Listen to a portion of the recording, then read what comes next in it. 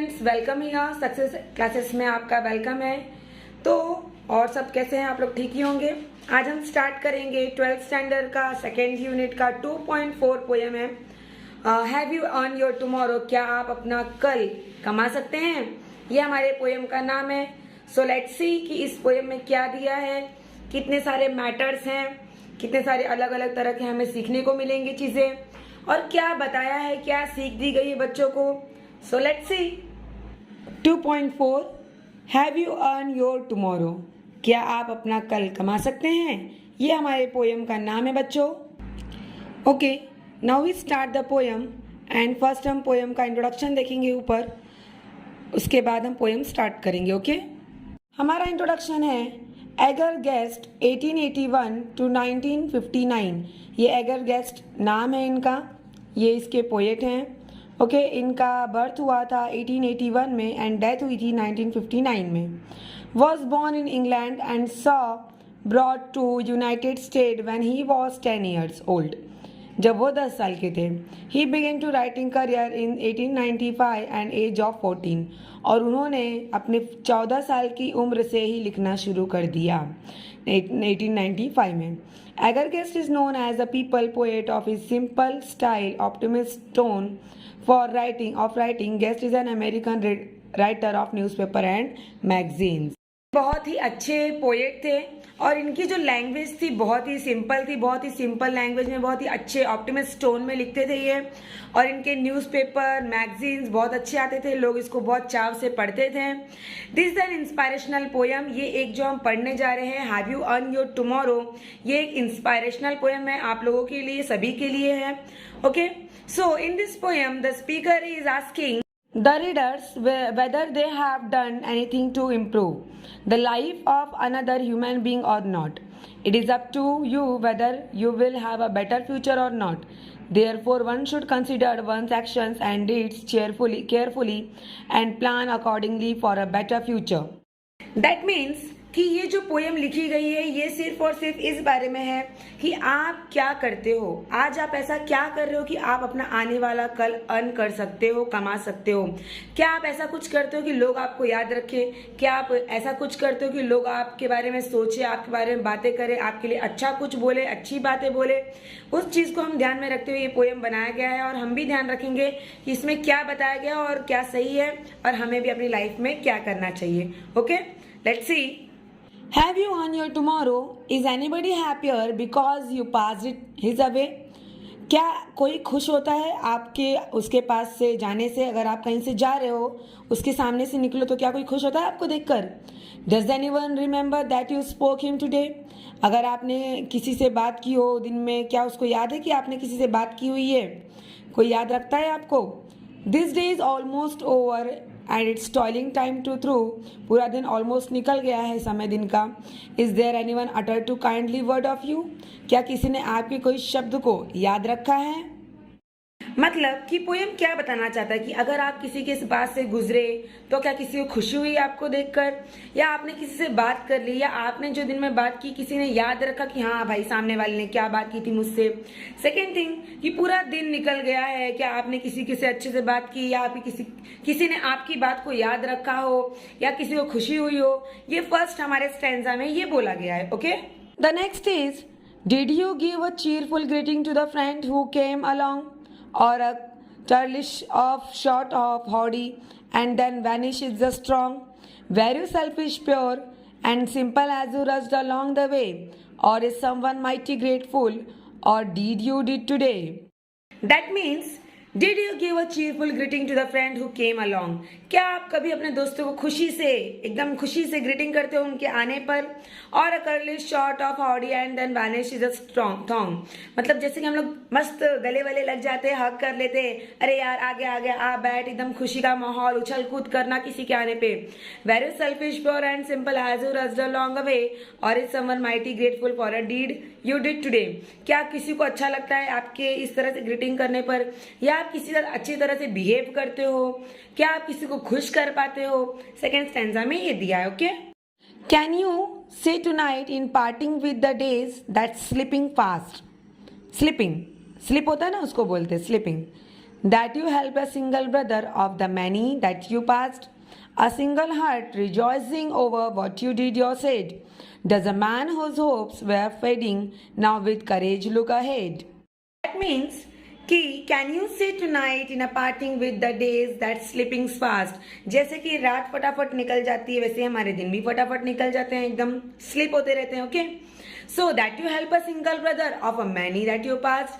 आपके पास जितने भी आपके भाई बंधु हैं आते जाते हैं, क्या आपने एक इंसान की, सिंगल ब्रदर की भी आपने हेल्प की है. A single heart rejoicing over that you did और सेड.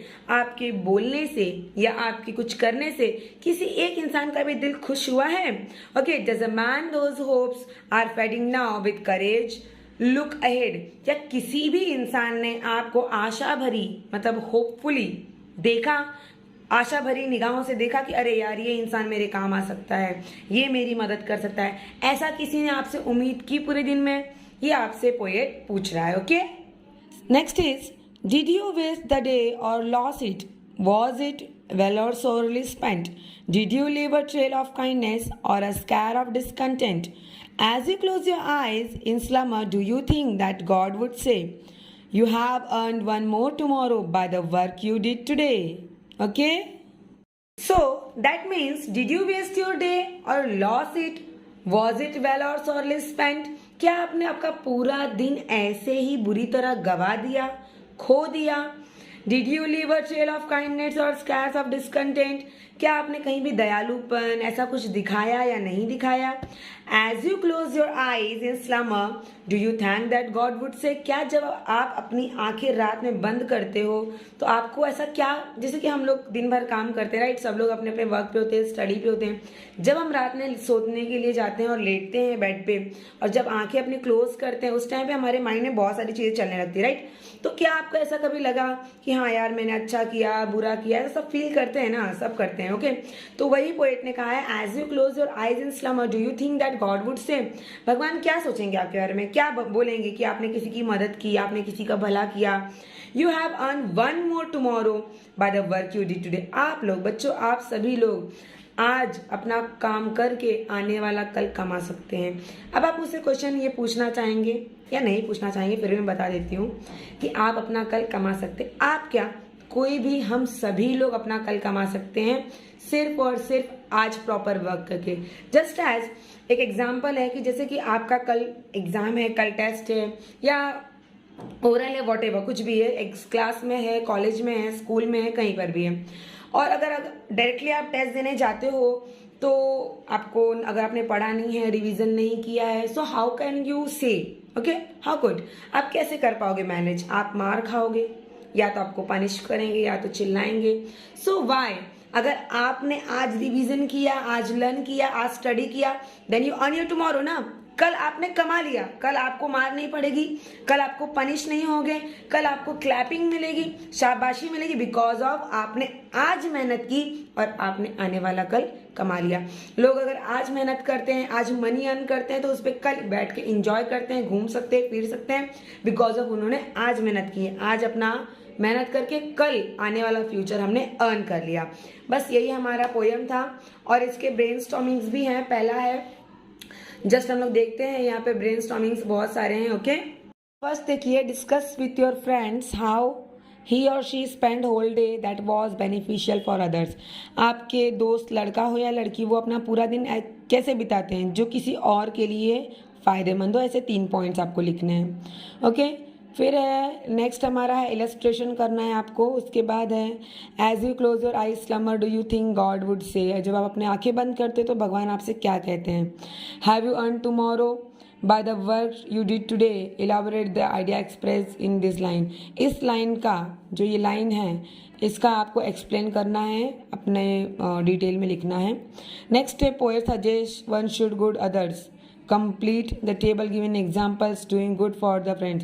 फैमिली मेम्बर्स, फ्रेंड्स या नेबर के साथ आप क्या अच्छाई करोगे वो आपको लिखना है. Okay, so next is pick out the describing words from the poem, add a noun of your own is one done. आपको नाउन पिक आउट करना है और लिखना है. फिर यहाँ पे आपको मैच करना है, मैच द फॉलोइंग, ये पोएम में से देखकर. ओके, फिर आगे देखिए, find out expression phrase which denote going away form each stanza, हर स्टैंजा में गोइंग अवे इस पर क्या एक्सप्रेशन दी गई है. One is given below, vanish is the thrown, एक एग्जाम्पल दिया है देख लो. एंड नेक्स्ट इज आपको इसमें से एलिट्रेशन और इंट्रोगेशन ढूंढ के लिखना है. एलिट्रेशन मतलब आपको पता ही होगा, जैसे कि रेन रो नहीं, rain row in the rain ऐसा हो, या फिर ग्रीन ग्रास ग्रोइंग गार्डन, जी. जो एलिट्रेशन मतलब first letter again and again repeat होना, it's called alliteration. And interrogation मतलब क्वेश्चनिंग, क्वेश्चन पूछना, इट्स कॉल्ड इंट्रोगेशन. नेक्स्ट है राइमिंग स्कीम निकालना है. आपको पता ही है राइमिंग स्कीम क्या होता है. लास्ट के जो वर्ड्स होते हैं वो राइमिंग से मैच हो, जस्ट एज देख मैं आपको बताती हूँ कैसे. सी देखो हमारे पोएम को यहाँ लास्ट में वे है, फिर टुडे है. वे टुडे दोनों राइमिंग है तो ए. थ्रू यू दोनों थ्रू यू राइमिंग है तो ए बी. फिर यहाँ पे अलॉन्ग एंड थ्रॉन्ग मतलब ए. एंड वे टुडे वही, मतलब हमारे राइमिंग स्कीम में ए बी बी इसका राइमिंग स्कीम है. ओके, ऐसे आप स्टेंजा का कोई भी एक पैरा ले सकते हैं और जहाँ पे राइमिंग स्कीम ना हो, चारों अलग अलग लाइन हो, then usually write a no rhyming scheme in the poem. और इसमें है राइमिंग स्कीम ए बी तो आप ए बी लिख सकते हो. Okay, so next is appreciation लिखना है पोएम का. पोएट का नाम, टाइटल, फिर थीम, फिर लैंग्वेज स्टाइल, पोएटिंग डिवाइस, स्पेशल आपको कौन सा लिखा, फीचर्स कौन सा अच्छा लगा, मैसेज क्या है, ओपिनियन क्या है, ये सब करना है. फिर ये देखो इस पर ये इंटरव्यू क्वेश्चन आपको रेडी करना है. ये आपके 12th के एग्जाम में भी आता है, 8 to 10 क्वेश्चन रेडी करने के लिए. और ये माइंडिंग मैप, जैसे आपका ट्री डायग्राम था 10th में, वैसे ही माइंड मैप बनाना है आपको. How to plan goal for tomorrow, इसके ऊपर बनाना है आपको. फिर ये कंपोज करना, ये नहीं भी करोगे तो चलेगा, बट कर दोगे तो अच्छा रहेगा आपके लिए.